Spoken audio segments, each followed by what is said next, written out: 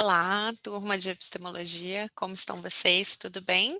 Bom, então vamos começar agora a nossa gravação da aula a respeito do Popper, né? Hoje é um dos temas que eu acho assim mais importantes dessa primeira parte da disciplina, que é retomando, né, aquele bloco no qual a gente discute epistemologia de uma forma mais ampla, né? Então não é especificamente a epistemologia das ciências sociais, mas são as discussões epistemológicas contemporâneas e que orientam a nossa prática científica, às vezes sem a gente se dar conta, né? A gente segue algumas regras ou pensa a ciência seguindo alguns parâmetros que são os parâmetros decorrentes desse debate que aconteceu, sobretudo no século XX, a respeito da epistemologia.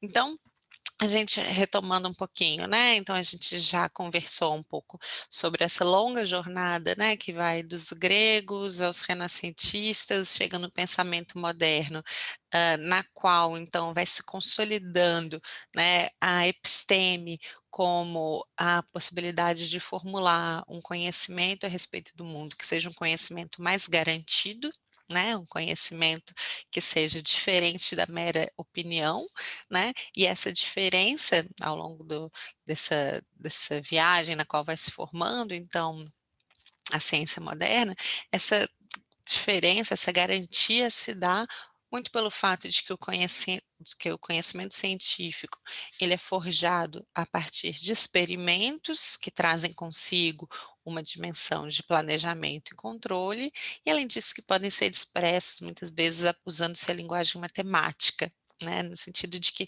o quão mais objetivo esse conhecimento for, mais científico ele é.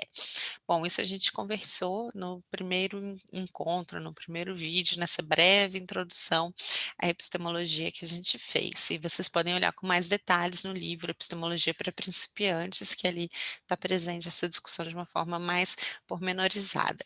Bom, a gente viu também e aí foi o segundo vídeo de conteúdo, né?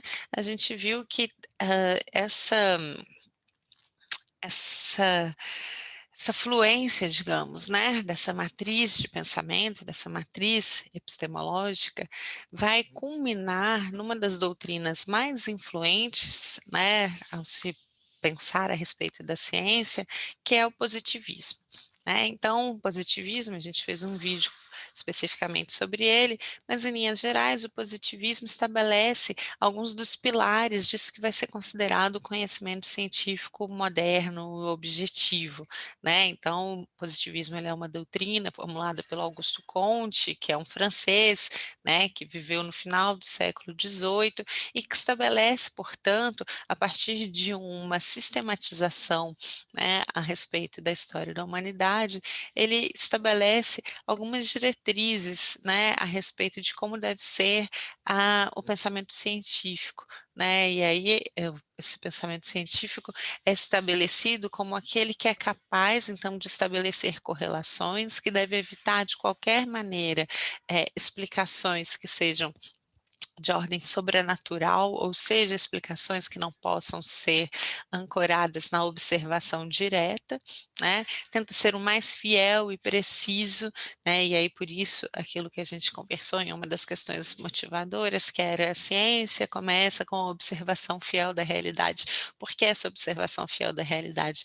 Porque está nesse investimento, então, de considerar como científico aquilo que seria uma descrição o mais objetiva possível, objetivo aqui entendido como em oposição ao subjetivo, e o subjetivo aquilo que traz em si, que carrega em si traços do sujeito que conhece, né? Então, o conhecimento objetivo é o conhecimento que seria descolado do sujeito que conhece, né, descolado desses enraizamentos situacionais, né? Isso a gente vai explorar um pouquinho mais para frente, né? Bom, e é claro que isso traz em si uma série de ciladas, para dizer o mínimo, que a gente também deve explorar, e eu já queria deixar essas pulguinhas ali atrás da orelha de vocês, de quais seriam essas ciladas, então, né, de um conhecimento que quer se descolar das amarras situacionais, ou seja, se descolar do sujeito que conhece, né.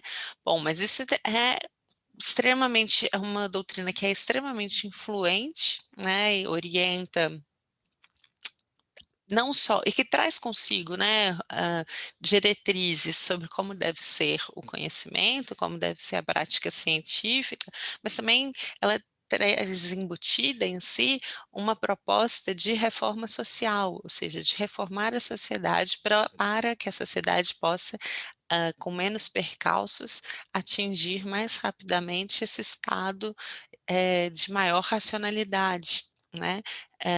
E aí, tanto é que o positivismo vai nortear, vai orientar a formulação de como devem funcionar as instituições, como devem funcionar os estados nacionais, e a gente vê, por exemplo, aqui em Porto Alegre, né, estou gravando esse vídeo em Porto Alegre a gente pode olhar na arquitetura das ruas da cidade, sobretudo ali no centro histórico, e a gente vai ver uma série de marcos, né, desse positivismo. Quem me sentindo no momento blogueira, quem souber comenta lá no fórum, né, quais são esses marcos do positivismo e por que que a gente continua essa conversa por lá, para não nos estendermos muito nessa fala aqui hoje. Bom, então é neste caldo que a gente tem um dos maiores, debates epistemológicos contemporâneos. Para eu não ficar indo muito, divagando muito, porque eu vou lembrando de umas coisas e vou querendo comentar, eu vou me apoiar nessa fala de hoje em uma apresentação também, uma apresentação que eu fiz sobre o Popper e a lógica da pesquisa científica para a gente orientar essa fala. Então, vou passar para a apresentação, eu vou continuar aqui no quadradinho. Vamos lá, compartilhar na minha tela. Uhum. Aqui.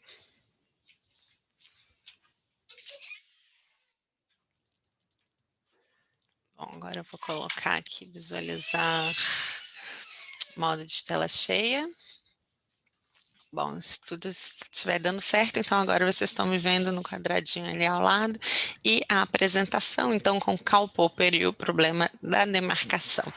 Bom, então, qual que é o contexto dessa discussão do Popper, né? Então, o contexto é o debate epistemológico do início do século XX. E o início do século XX começou, então, com forte ascensão de teorias empiristas e positivistas. Então, como eu estava dizendo, né, se o positivismo foi formulado ali, né, no final do século XVIII, ele graçou, né, ao longo de todo o século XIX, e o século XX ele começa com um positivismo muito presente, muito forte, né? E isso significa que atribui ao conhecimento científico o estatuto de verdade, né? Então, ou seja, a ciência é uma forma mais garantida de conhecer de verdade, de conhecer de forma verdadeira, né, de uma forma que seja hierarquicamente superior às outras formas de conhecimento,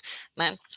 Mas sabe-se que, cientistas e epistemólogos do início do século XX estão lidando com as dificuldades de demarcar qual é, então, o tipo de conhecimento que atende às demandas de poder ser apresentado como um conhecimento científico de fato, portanto, um conhecimento mais garantido. E aí a grande questão epistemológica do início do século XX é a demarcação entre ciência e não ciência. Então, como separar o que é ciência do que não é ciência, né?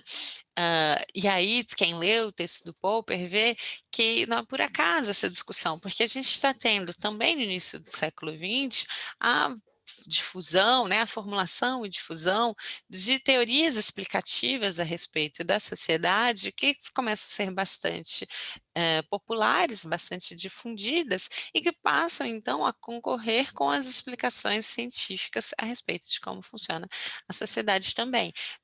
Quem lê o texto do Popper Conjecturas e Refutações, que é a bibliografia que está recomendada, né, e disponibilizada no Moodle para esse encontro, vai ver que ali ele está dialogando, por exemplo, com a psicanálise, né, e mesmo com o marxismo. Então, a psicanálise, ela pode ser considerada ciência? Sim, não, por que não? Ou porque sim, quais são as características da psicanálise que fazem com que ela possa ser considerada ciência? E o marxismo? Pode ser considerado ciência? É a provocação que o Popper está fazendo, né? Se sim, por quê? Se não, por que não? E claro, para responder qualquer uma dessas dúvidas, a gente precisa então definir muito bem o que é ciência, o que é o conhecimento científico. E aqui eu faço um parêntese para um comentário que surgiu na aula de apresentação que a gente ficou fazendo aquela brincadeira ali com astrologia, né? E alguém comentou: "Ah, seria legal discutir astrologia". Então, e se a gente inclui isso no rol, né? E a astrologia é uma forma de conhecer? Sim ou não? Por quê? E sendo uma forma de conhecer, ela é equiparável à ciência? Ela é um tipo de ciência? Sim ou não, né? Como que a gente demarca o que é um tipo de ciência e o que não é ciência? Essa não é uma questão simples, né? E é a questão que anima o debate epistemológico no início do século XX, com muitas dificuldades, né? Então, como que a gente fala, tá, isso é ciência? Bom, porque a ciência é mais objetiva.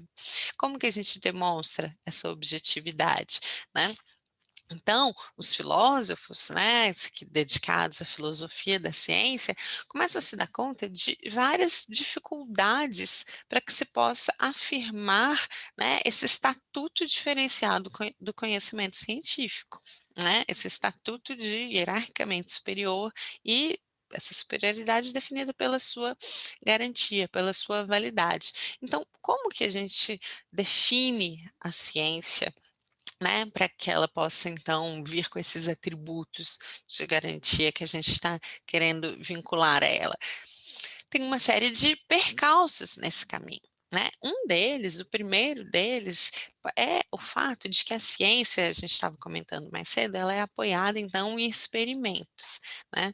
Mas os experimentos, por mais que eles sejam planejados e com controle, eles ainda tratam-se de um ato privado. O que eu estou querendo dizer com isso?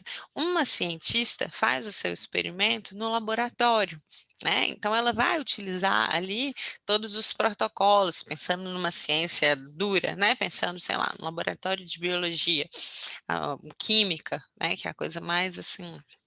A pessoa está lá no laboratório usando seus reagentes, seguindo todos os protocolos, mas ainda assim é um ato privado, é ela que está observando, ou no máximo ela e sua equipe. Como que a gente transforma isso de um ato privado em um conhecimento público, ou seja, algo que aconteceu ali para algo que pode ser compartilhado coletivamente?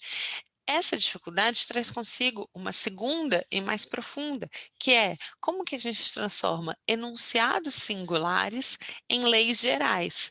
Quem viu o vídeo do Popper, desculpa, do Comte, né, e também quem leu o texto do Comte, viu que a ciência positivista tem como principal objetivo a formulação de leis gerais, né? Ou seja, o que são leis? Pensa, a primeira lei de Newton, né? A física é a ciência exemplar para esse tipo de discussão.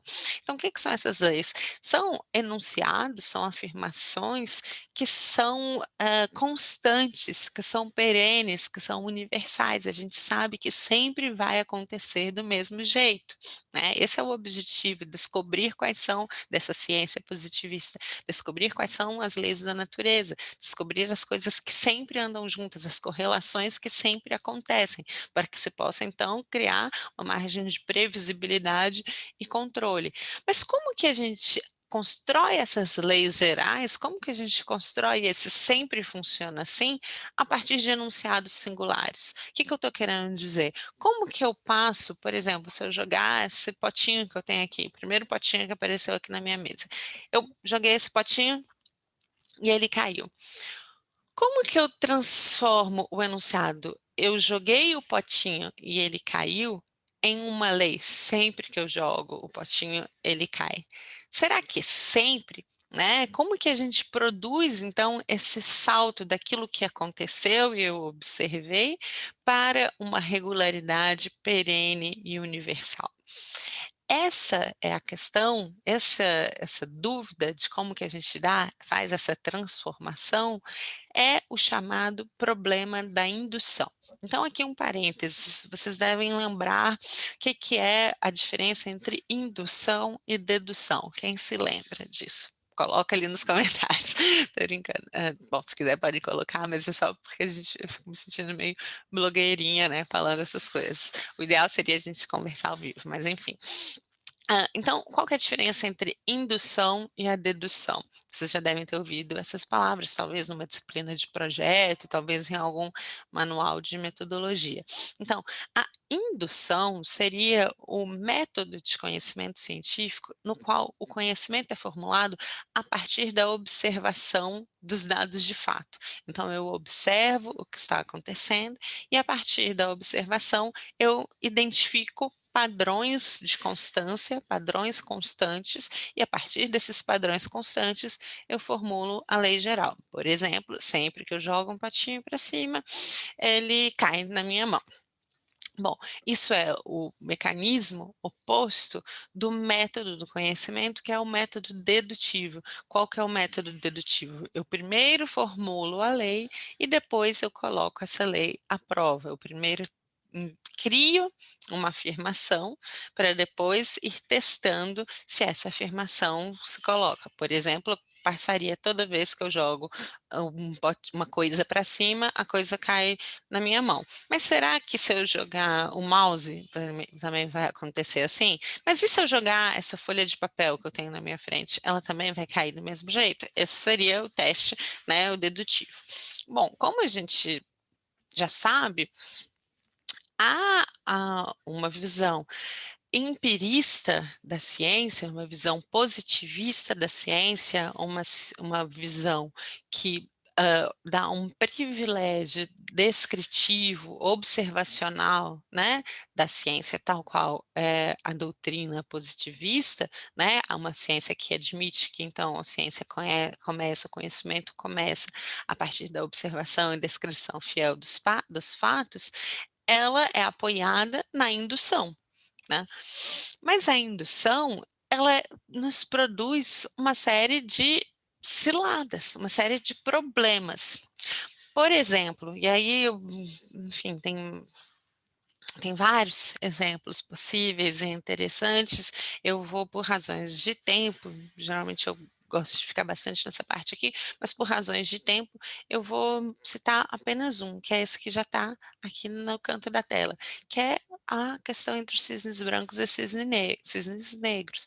Por exemplo, qual que é essa questão? Durante muito tempo, acreditou-se que só havia no mundo cisnes brancos. Por quê?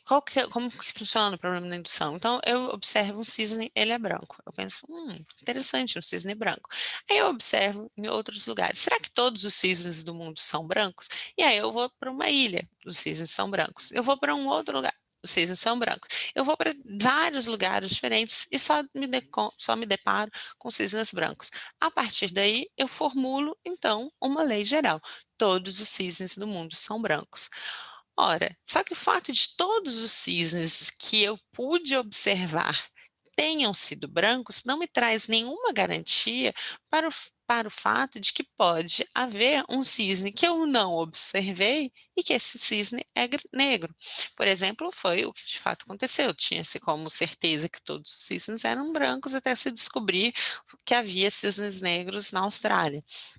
Bom, por que isso é um problema? Porque isso significa que não importa quantas milhares de observações, de atos privados, de enunciados singulares aconteçam, basta uma observação que não confirme aquilo para que a afirmação se coloque como uma afirmação furada.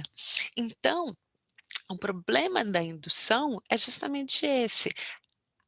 A afirmação constante de um mesmo enunciado pautado a partir de observação, não exclui a possibilidade de que apenas um ato diferente daquele observado demonstre como não verdadeira a afirmação anterior, como não verdadeira a lei geral formulada. Então, a gente tem uma assimetria aqui, e aí, portanto, não se pode, a indução não nos garante, não nos dá a garantia necessária para se afirmar, então, que o conhecimento científico, o conhecimento produzido a partir da observação, ele é um conhecimento que é verdadeiro, ele é um conhecimento que é mais acertado do que outras formas de conhecimento. Bom, como lidar com isso? Uma possibilidade é a fuga para a probabilidade. A gente, de fato, identifica e há um movimento no início do século XX que é o conhecido Círculo de Viena ou neopositivismo, que são pesquisadores, filósofos, que vão tentar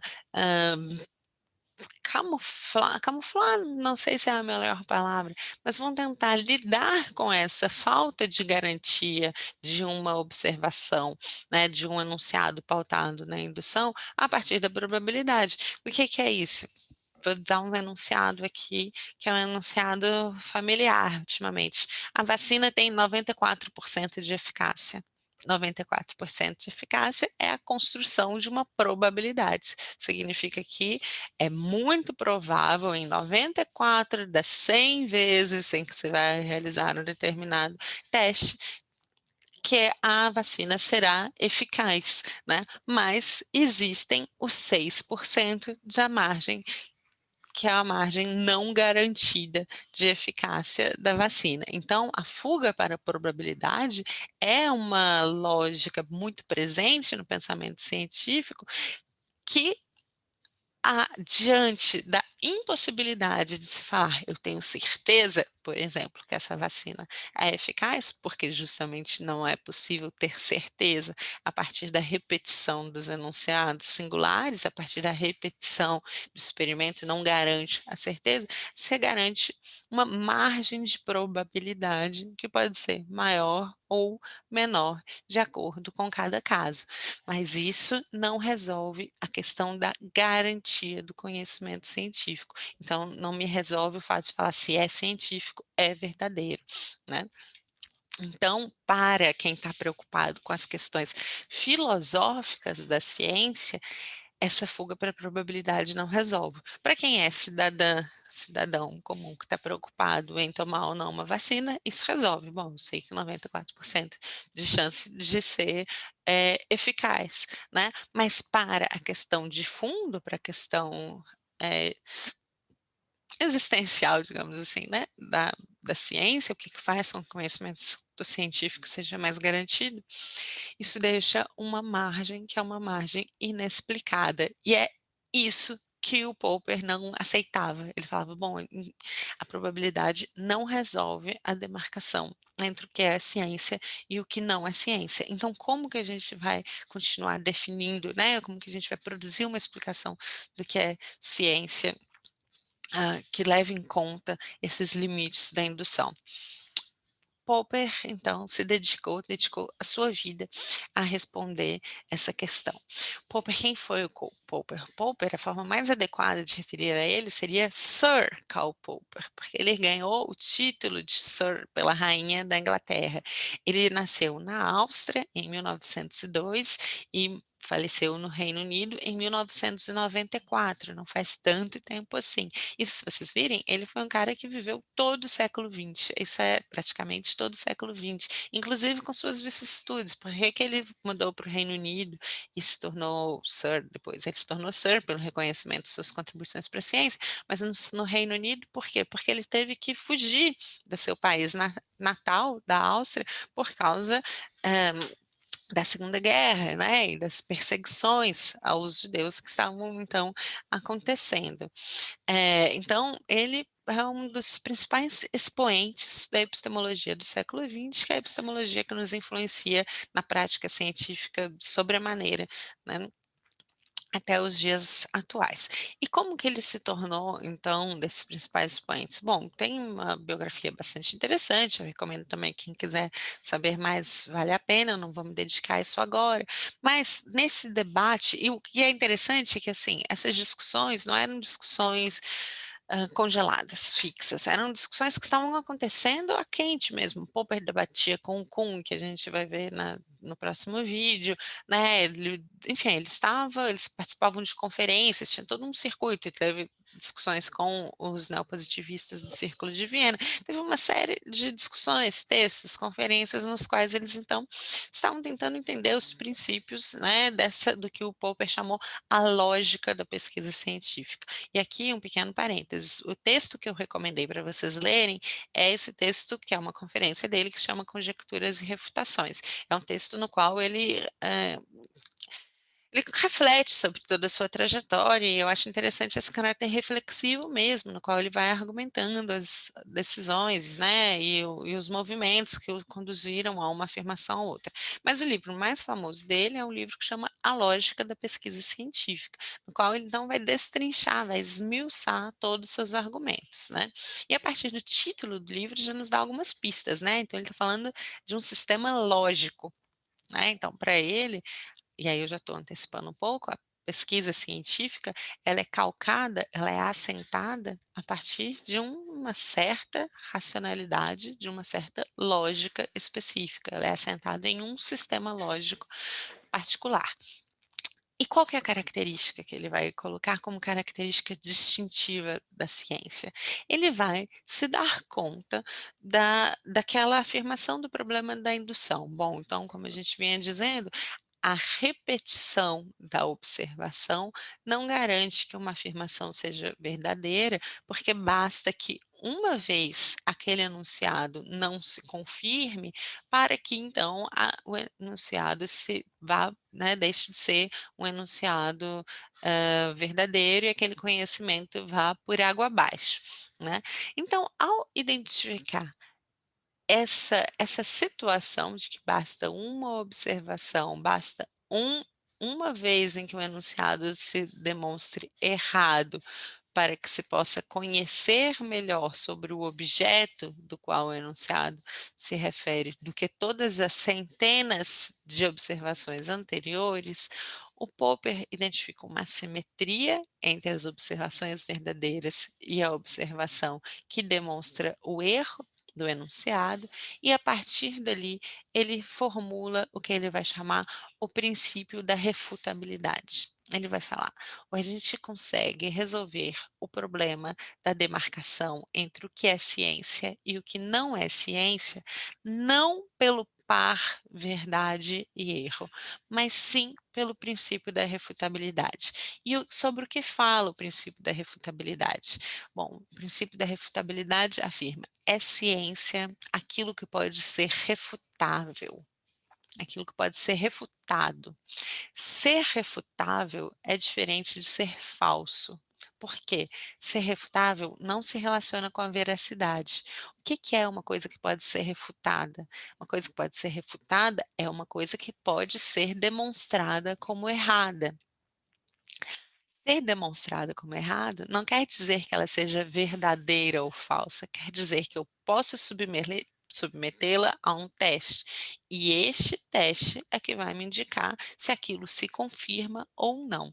E ele vai dizer: o que define a ciência não é a sua capacidade de produzir verdades, mas é a sua capacidade de ser colocada a testes.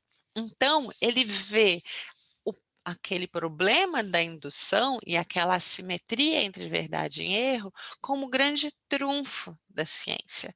Ou seja, o que faz da ciência um conhecimento específico, encantador e inclusive mais confiável é que ele se apoia no erro e não na verdade. Ou seja, ele não se apoia naquilo que está definido, mas ele se apoia na capacidade de estar constantemente sendo aprimorado, constantemente sendo, eh, verificado. Então, o que resolve o problema da demarcação é a capacidade de um enunciado ser refutado. Então, a ciência é aquela que produz enunciados refutáveis. Então, por exemplo, e aí ele está dialogando no texto dele, Conjecturas e Refutações, ele vai fazer essa discussão dialogando com a psicanálise, né? Ele vai falar, bom, a, a a psicanálise não é apoiada na, na experimentação, na submissão a testes. Portanto, ela não produz enunciados que sejam refutáveis. O que eu estou falando, o que eu estou querendo dizer? Um enunciado refutável é aquele em que eu posso criar, formular um teste no qual aquelas variáveis presentes no meu enunciado possam ser colocadas à prova, e isso vai me mostrar para que lado que vai, se isso se confirma ou não se confirma. Qualquer conhecimento que se apoie na refutabilidade é um conhecimento científico, é a resposta do Popper. Qualquer conhecimento que não se apoie na possibilidade de ser testado, colocado à prova e refutado, pode ser uma outra forma de conhecimento, mas não é ciência. Assim que ele vai resolver. Só que isso deixa, ou seja, se apoiar no erro é um passo fundamental para se entender como funciona a ciência. Mas isso deixa só o erro também não explica. Então, para que a gente possa de fato dar saltos no conhecimento, o erro, o teste, ele tem que ser somado a um outro elemento, que ele vai chamar de conjecturas. E aí, o que que são as conjecturas? É o mecanismo, é a categoria, o conceito que o Popper vai formular para explicar a produção de explicação na ciência. E ele vai falar: as teorias científicas não surgem de observações, mas de invenções de cientistas. Ou seja, eu ficar observando de uma forma repetitiva não produz em mim uma teoria. O que eu ficar observando pode me fornecer substrato para que eu invente uma explicação. E essa explicação, essa invenção de um cientista é que vai produzir um esquema analítico que pode ser colocado à prova. E ele vai falar: as observações, elas são informadas sempre por teorias, né? Ou seja, não existe uma observação que seja uma descrição pura e simples. Eu sempre observo a partir das minhas expectativas, tá? Aqui embaixo, né? Para quem quiser reparar, ele vai chamar isso de um horizonte de expectativas. Se eu falar para uma criança, desenhe uma árvore, né, ou melhor, mais do que isso. Eu, aliás, vou até fazer um pequeno parêntese, é algo que tem acontecido muito comigo. Como vocês já sabem, né, quem estava presente ou assistiu o vídeo da apresentação, eu tenho um bebê, atualmente meu bebê tem 1 ano e 2 meses, né, em 1 ano e 2 meses, então ele está começando a conhecer o mundo, e começando a conhecer o mundo nesse contexto de pandemia, etc. Bom, mas uma coisa que acontece eventualmente, né, eu saio para passear com ele, por exemplo, num parque, a gente pega um lugar isolado e um parque, né, que não esteja cheio, e eu levo eu e meu bebê. E aí eu viro para o meu bebê e falo: olha, aconteceu isso esses dias, olha a tartaruga. A gente estava num laguinho, um laguinho tinha uma tartaruga. Eu falei: observe a tartaruga. Faz a menor ideia do que seja uma tartaruga. Então é impossível para ele observar uma tartaruga, né?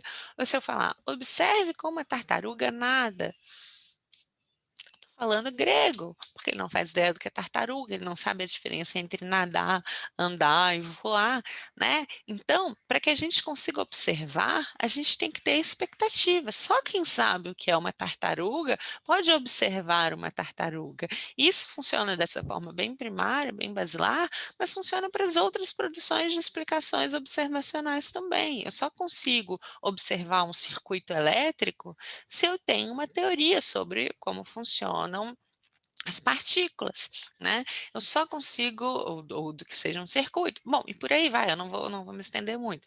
Mas o Popper, então, em ruptura com um pensamento mais positivista, ele vai defender o fato de que as observações, elas são sempre informadas por teorias, e as teorias científicas, portanto, não surgem apenas de observação, mas das invenções que os cientistas são capazes de fazer, invenções essas que se somam aos testes e são colocadas à prova. Portanto, o que definiria a ciência seria justamente, seria mais do que um conteúdo normativo, ou mais do que seguir um método específico, como a gente discutiu, observar e a partir dali descrever e a partir da descrição produzir recorrente, produzir uma lei geral. O que definiria a ciência seria uma atitude crítica em oposição a uma atitude dogmática. Ou seja, outras formas de conhecimento podem produzir conhecimento, mas vão vincular este conhecimento à produção de verdades. E ao tratar como verdade, ninguém coloca uma verdade à prova, porque se ela é verdade, ela já está estabelecida. Essa é a atitude dogmática, a atitude que não questiona os seus enunciados. Tudo que for tudo que funcionar, tudo que tiver uma postura de não questionar os seus enunciados, para o Popper não é ciência, né? Então, a atitude dogmática é o oposto da ciência. A ciência se define por uma atitude crítica, que é essa atitude de estar constantemente colocando à prova, colocando a teste, fazendo verificações daquilo que se sabe. Ao defender tudo isso, o Popper vai afirmar que nós, cientistas, nós sempre adotamos a teoria mais apta ao nosso alcance. E essa frase é tão simples, ela é muito importante. Vou colocar isso aqui. Ela é muito importante, porque vai falar que a teoria é a mais apta, ou seja, ela não é a teoria verdadeira, mas é a teoria que está performando melhor, que está explicando melhor, e é a que está ao nosso alcance. Ou seja, é aquela que nós, olha, falei, contei o caso do neném, ele veio aqui um pouquinho. É aquela que está disponível para o nosso conhecimento em um determinado momento dado. É a que nós conseguimos conhecer no presente momento. Ou seja, as teorias científicas, a teoria adotada, né, ela não é nem a teoria verdadeira, nem a definitiva. Isso pode parecer trivial, mas não é pouca coisa, porque ele está afirmando, então, em um contexto, como eu já disse, em que o positivismo era e em grande medida em alguns contextos ainda é, a grande doutrina, a grande posição epistemológica a respeito da ciência, ou seja, aquilo que considera a teoria como o conhecimento como uma forma de produção de verdades estabelecidas, né, e universais e gerais, e ele vai falar, não, não, não, alto lá, ciência ela não produz verdade, né? E ela é sempre provisória. O que eu sei hoje, o que hoje é considerado a melhor explicação possível para um determinado fenômeno, pode amanhã não ser mais. Né? E além disso, ele vai afirmar que a ciência progride por tentativa e erro. E ao fazer isso, ele está alçando ao protagonismo do processo de conhecimento científico o erro. O erro, então, ele não é algo que depõe contra a ciência, mas ele faz parte da produção do conhecimento científico. Aqui, de novo, eu gostaria de fazer um parênteses, pensando no nosso contexto atual, né, em que a gente está discutindo tão abertamente, tão amplamente as descobertas científicas, né? Porque a mesma ideia de descoberta, o que traz de fundo? Traz de fundo a concepção de que tem algo deitado em berço esplêndido, esperando ser descoberto, né? Esperando algo perene, estável, fixo, que está ali no mundo, um dado de fato, que está ali no mundo esperando ser desvelado, esperando que se cubra o véu que não impedia de ver. Tem uma ideia de perenidade, né? Então, tudo isso questiona, tudo isso que a gente está, todas essas afirmações de como funciona, qual é a lógica da pesquisa científica, segundo Popper, questionam essa ideia de descoberta, né? Mas, bom, a gente tem discutido muito essas descobertas para falar de medicamentos, para falar de vacinas em relação ao coronavírus. O que isso tem a ver? Geralmente, e aí as descobertas, os achados científicos, muito rapidamente têm sido divulgados. E às vezes eles são divulgados e depois se volta atrás para se dizer, ah, não, na verdade não era bem assim, na verdade não funciona em tal contexto, só funciona aqui. Isso muitas vezes tem sido usado como tem sido criticado como uma forma de fragilizar a ciência, tipo, olha só, tá vendo? Falaram uma coisa, depois voltaram atrás, ou seja, como se o erro fosse uma fragilidade. Isso é o oposto do que o Popper fala a respeito do conhecimento científico. Ele vai falar: olha, é justamente a possibilidade de errar que faz com que esse seja um conhecimento mais confiável, porque ele é um conhecimento que está constantemente sendo verificado, constantemente sendo colocado à prova. Então, ele traz, né, para o protagonismo o erro na produção do conhecimento científico. Sendo assim, como é para Popper que se dá o progresso da ciência? Popper vai explicar o progresso da ciência da seguinte forma: ele vai falar, a ciência começa com problemas, a gente tem situações que precisam ser selecionadas, precisam ser solucionadas, né? Então, a gente tem situações que precisam ser solucionadas. Diante desses problemas, os cientistas formulam hipóteses, formulam, então, explicações possíveis, né, informadas teoricamente, com base naquilo que eu sei, eu imagino, né, que deve ser de tal forma. A partir dessas hipóteses, eu começo a realizar os testes. Então, bom, sei lá, digamos que eu estivesse aqui dando essa aula e de repente o som não saísse. Eu sei que o som é um mecanismo captado a partir do meu headset. Então, a primeira coisa que eu formularia: meu headset não está funcionando. Aí eu iria trocar de headset, iria trocar de fone de ouvido e microfone. Então, a partir da hipótese, o problema está no headset, eu faço um teste que é, e se eu usar outro headset, se eu usar outro microfone? Claro está que eu só consigo pensar que o problema está no headset se eu entender mais ou menos como funciona a dinâmica computador-áudio. Se eu nunca lidei com isso, eu não vou saber se o problema está no headset, no teclado, no mouse, concordo? Então, é nesse sentido que a hipótese ela é informada teoricamente. Bom, e aí eu passo para os testes. Quando eu troco de headset, quando eu troco de microfone, funciona? Não, o problema não funcionou.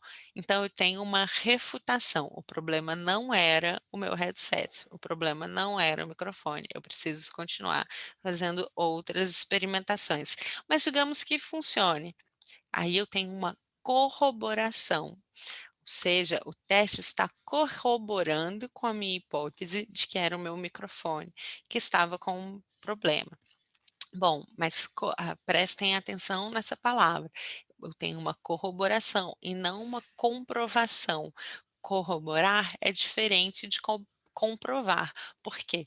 Corroborar indica que resistiu aos testes, não que é verdadeiro ou que é definitivo. Vocês já devem ter lido uma série de artigos científicos que vão falar: olha, as informações corroboram com a hipótese de. Não, por acaso essa linguagem, porque a gente não está comprovando, a gente não tem uma demonstração clara de algo evidente, estável, verdadeiro, definitivo. Não, a gente tem uma grande possibilidade, né? Quando uma afirmação ela é corroborada, aí eu posso submetê-la a novos testes, sobretudo quando novos problemas surgirem. Então, para o Popper, esse é o procedimento de progresso da ciência. Então, a ciência está constantemente avançando, né, a partir dessa sucessão de etapas, né, e cada vez, então, que se submete a, a novos testes, né, e que se lidam com novos problemas, se formulam novas hipóteses, se está eliminando, então, respostas erradas, né, respostas que se demonstram como não capazes de solucionar problemas, e é assim que a ciência vai se aproximando cada vez mais de um conhecimento mais garantido, né? Um conhecimento, então, mais verdadeiro. Então, o conhecimento mais verdadeiro, ele está na utopia, no horizonte que faz a ciência avançar, mas ele no dia a dia, ele é construído a partir dessa tentativa e erro. E críticas, quais são as críticas que aparecem, né? Bom, uma primeira crítica é que a lógica, toda essa sucessão que eu estava descrevendo, problema, né? Vou voltar aqui, problema, hipótese, hipótese, teste, teste, refutação, corroboração, tudo isso é um sistema lógico. E aí a crítica que se faz é que a lógica ela tem um espaço importante na atividade científica, mas não tem um espaço privilegiado. Ou seja, tem ah, muitos achados da ciência que não são pautados por essa sucessão de atividades lógicas. E aí quem vai mais discutir isso é o Paul Feyerabend, que a gente vai discutir em um próximo encontro, né? Então tem muitos conhecimentos que são considerados conhecimentos científicos e que não surgem desse passo a passo.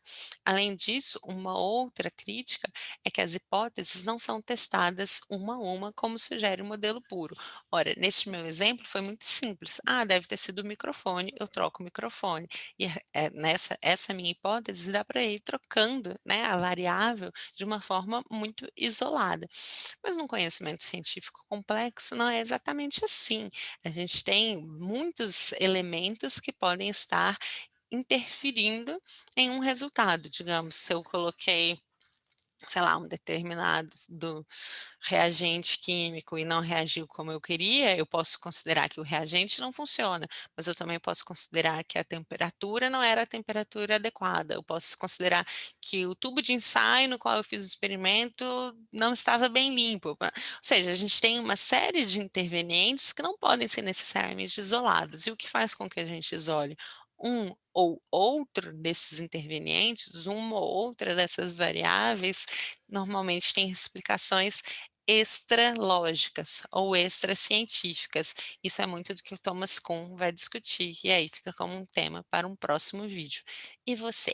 O que que você acha? O que que você pensa disso tudo? Vamos continuar essa conversa no fórum da nossa disciplina e nas respostas às questões motivadoras. Espero que tenha ficado mais ou menos claro, espero que vocês possam aprofundar isso a partir da leitura do texto Conjecturas e Refutações e também do texto complementar, que é o texto do Chalmers sobre o que é o falsificacionismo, e a gente segue conversando nos fóruns, na questão motivadora e depois também no nosso plantão síncrono que vai ocorrer daqui a algumas semanas.